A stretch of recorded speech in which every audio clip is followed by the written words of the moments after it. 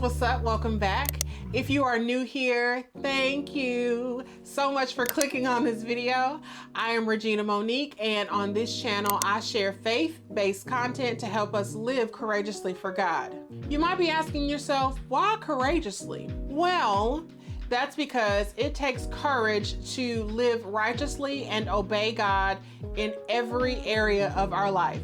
So on this channel, I share tips on various topics to help us do just that. So if you're interested, I hope that you would consider subscribing to the tribe. All right, now let's get into it. Today, we're going to be talking about talents. More specifically, we're going to be talking about the responsibility that each of us has to use the talents and gifts that God has given us. Now, hear me out. Before you click off this video, I already know what most of you are thinking. I don't have any special gifts or talents. The Lord didn't give me anything to use. Lies, friend, okay?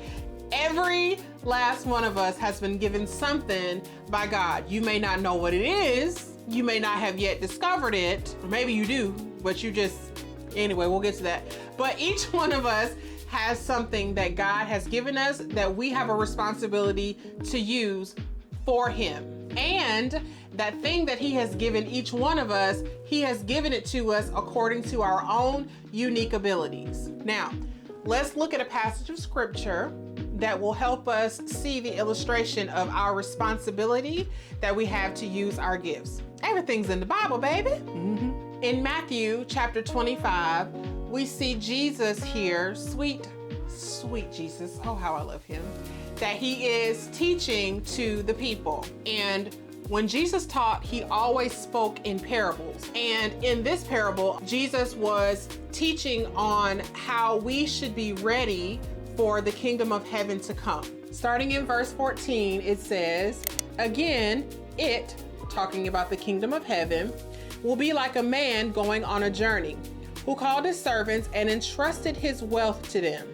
To one he gave 5 bags of gold, to another 2 bags, and to another 1 bag, each according to his own ability. Then he went on his journey. The man who had received 5 bags of gold went out at once and put his money to work and gained 5 more bags. So also the one with 2 bags of gold gained 2 more. But the man who had received 1 bag went off, dug a hole in the ground, and hid his master's money. After a long time, the master of those servants returned and settled the accounts with them. The man who had received 5 bags of gold brought back the other 5. 'Master,' he said, 'you entrusted me with 5 bags of gold. See, I have gained 5 more.' His master replied, 'Well done, good and faithful servant. You have been faithful over a few things. I will put you in charge of many things. Come and share in your master's happiness.' The man with 2 bags of gold also came. 'Master,' he said, 'you entrusted me with 2 bags of gold. See, I have gained 2 more.' His master replied, 'Well done, good and faithful servant. You have been faithful with a few things. I will put you in charge of many things. Come and share in your master's happiness.' Then the man who had received 1 bag of gold came. 'Master,' he said, 'I knew that you were a hard man, harvesting where you have not sown and gathering where you have not scattered seed. So I was afraid and went out and hid your gold in the ground. See, here is what belongs to you.' His master replied, 'You wicked, lazy servant. So you knew that I harvest where I have not sown and gather where I have not scattered seed? Well then, you should have put my money on deposit with the banker so that when I returned, I would have received it back with interest. So take the bag of gold from him and give it to the one who has 10 bags. For whoever has been given more will have an abundance. Whoever does not have, even what they have will be taken from them. And throw that worthless servant into the darkness where there will be weeping and gnashing of teeth." All right, let's talk about it.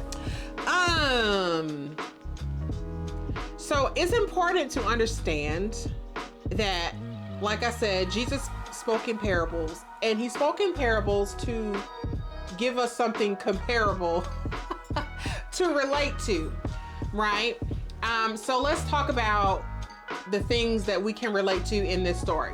First, the man in this story is Jesus, is God, okay? And the journey that the man is going on is like the time between Jesus ascending to heaven, as he already has, and him coming back to earth to get us out of here, okay? But to get his church to take us back with him to heaven, to be with God. And we, me and you, we are the servants in this story. So it says that the master entrusted his wealth to them. So think of it as everything that God has given us belongs to God, right? And he has entrusted us with everything that belongs to him. He has entrusted us with the things that he has given us. This would be our own gifts and our own talents. The talents in the scripture is actually money, but for the sake of this video, we're going to think about talents as our own unique abilities that God has given us. One thing that we have to point out from the get-go is that everybody has not been given the same amount of talents. As you can see, that has been illustrated here in this passage. But even now, none of us has the same amount of talents or abilities as the next person. We've all been given a different amount. Some people are just more talented and more gifted than others. It's just the way God has designed it. And that's on purpose. But the point is, everyone is given something. And that means that everyone has some level of responsibility to use what has been entrusted to him, to use what has been given to him by God, according to your own unique ability. So yeah, to whom much is given, much is required, but to whom not as much is given, you still required to use it too. Don't get it twisted. Now, the first two servants clearly understood that they were expected to use what they had been given by their master. They were faithful with what their master had given them, and thus they were fruitful in return. Think of it as an investment, if you will. God has invested something in every single person on earth, everybody, right? And he expects a return on his good investments. And those investments, if they are stewarded faithfully, should bring about fruit or some sort of growth, specifically growth in God's kingdom. But the one who didn't understand the assignment, because you know it's always one, poor fella, he hid his master's money in a hole in the ground. Poor baby wasn't faithful or fruitful. And I know there are many of us out there who are like this one little fella here. I have most certainly been him. Oh yeah, truth be told, I be ducking and dodging the assignment sometimes myself.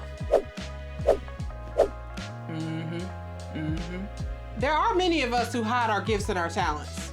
I mean, they're literally like the best kept secrets. And there's really only one reason why we do that, and it's fear. But I'll talk about that more in a moment. But at any rate, none of us will have an excuse when we stand before God, because God has given each of us something according to our own abilities. And we will have to give an account to God on how we use what he gave us according to our own abilities. To the two servants who had given a return on what their master had given them, the master told them, "Good job, kiddos. Well done, my good and faithful servants, because you have been faithful with a few things. Come on in, share in my happiness." But to the one poor fella who hid what the master gave him in the ground, the master told him, or called him, a lazy and wicked servant. I don't know about y'all, but I don't want to be called lazy. I certainly don't want to be called wicked. Not by God. Not by anyone, but especially not by God. And the master took his one little bag away from him and gave it to the one who had 10 bags. Now he ain't got nothing. Poor fella. And not only does he not have anything, he can't even come in. He can't even come into the master's house. He can't even enjoy and partake in the master's happiness that the other two servants get to partake in. So now you empty-handed and you by yourself in the dark, weeping and gnashing your teeth. Friends, take heed, because we gonna have to give an account for how we used what God gave us here.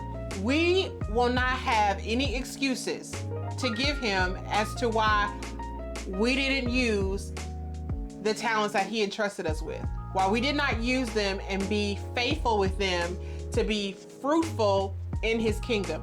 We won't have any excuses. There is not one person you will be able to blame. There is not one thing you will be able to blame. You ain't gonna be able to get to heaven and be like, well, God, I know you had gave me that, but I was busy.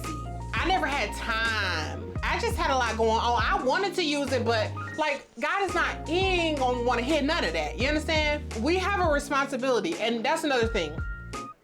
Time. We have time.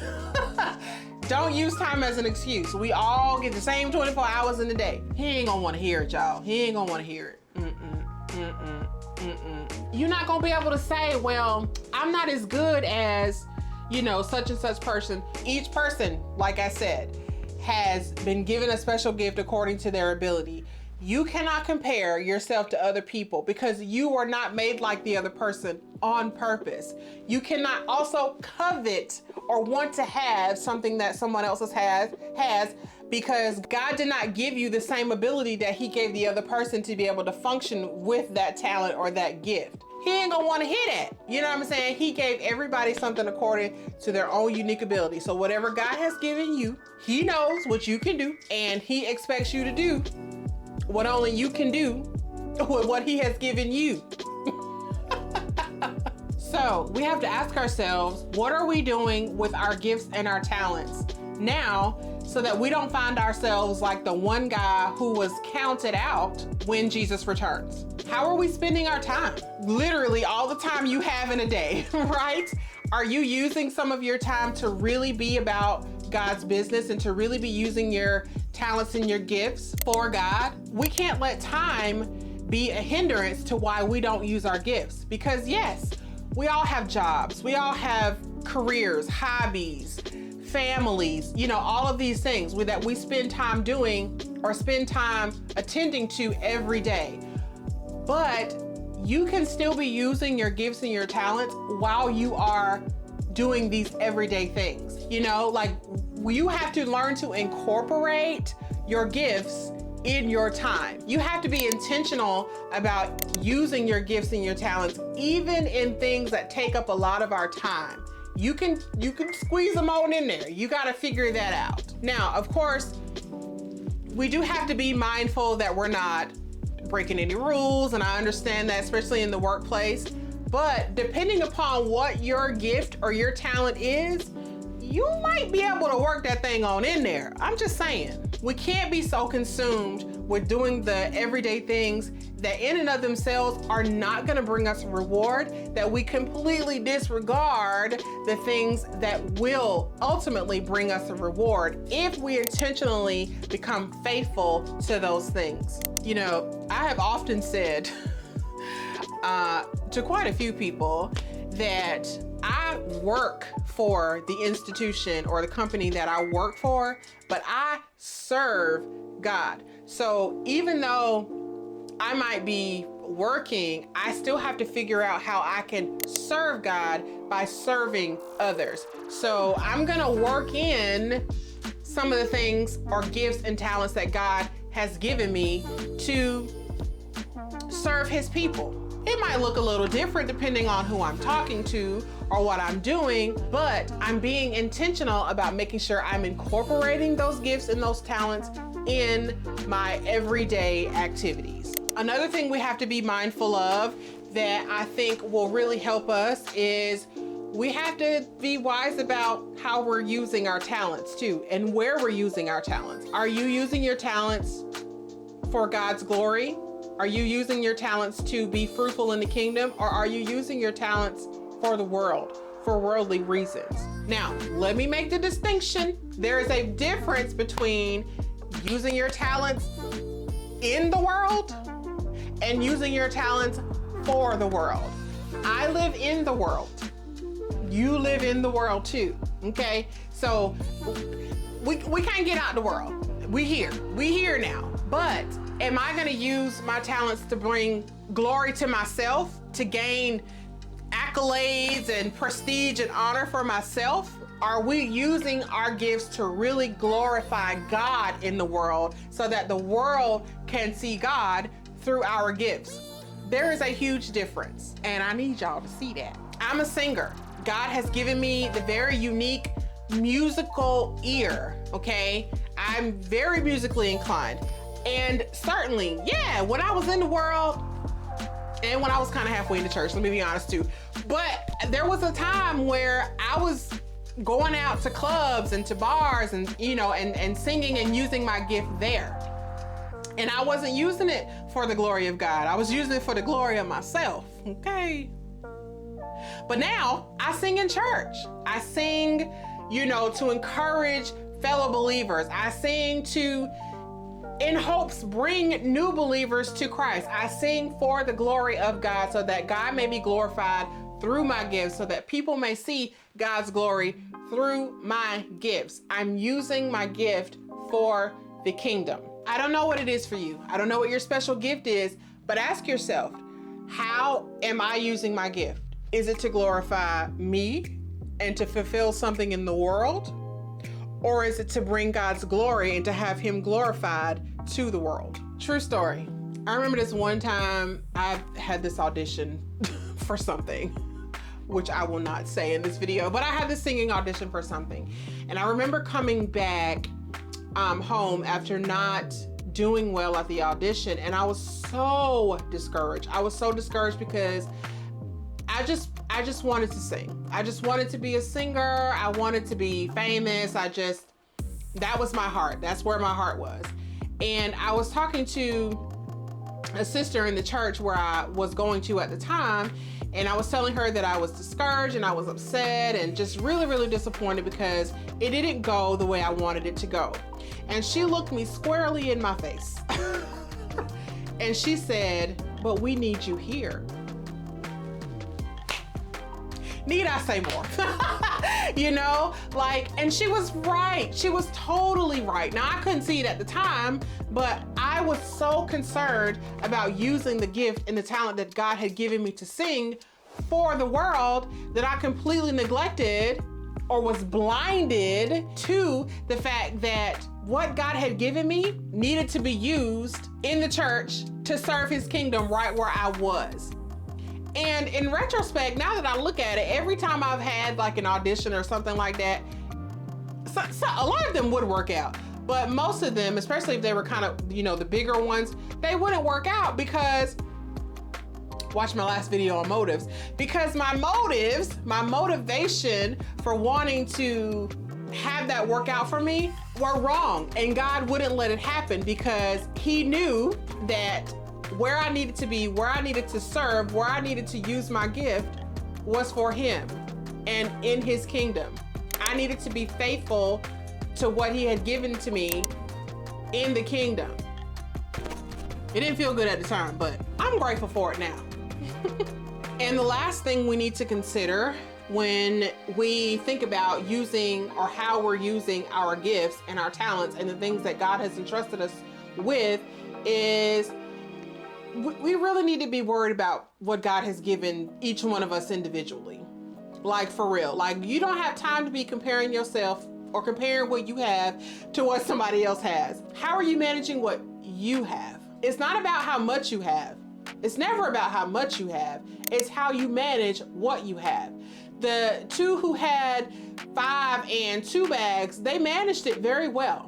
The one who had 2 wasn't worrying about the fact that the one who had 5 had 5. Like, he didn't care. He was like, I got these 2, and guess what?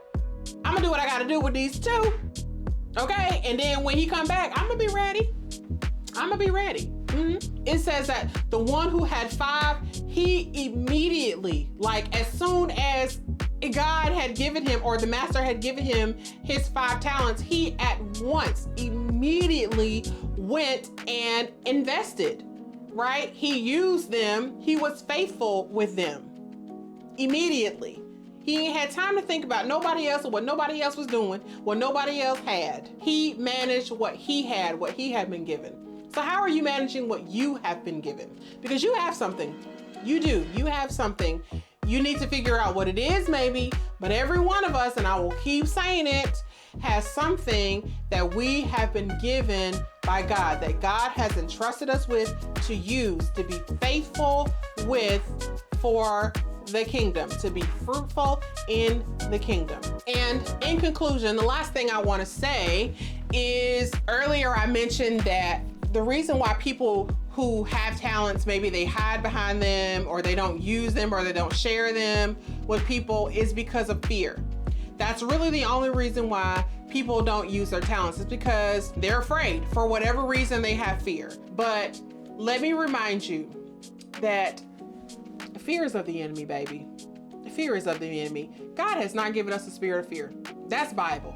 That ain't me. That is Bible. That is the word. Fear is of the devil, okay?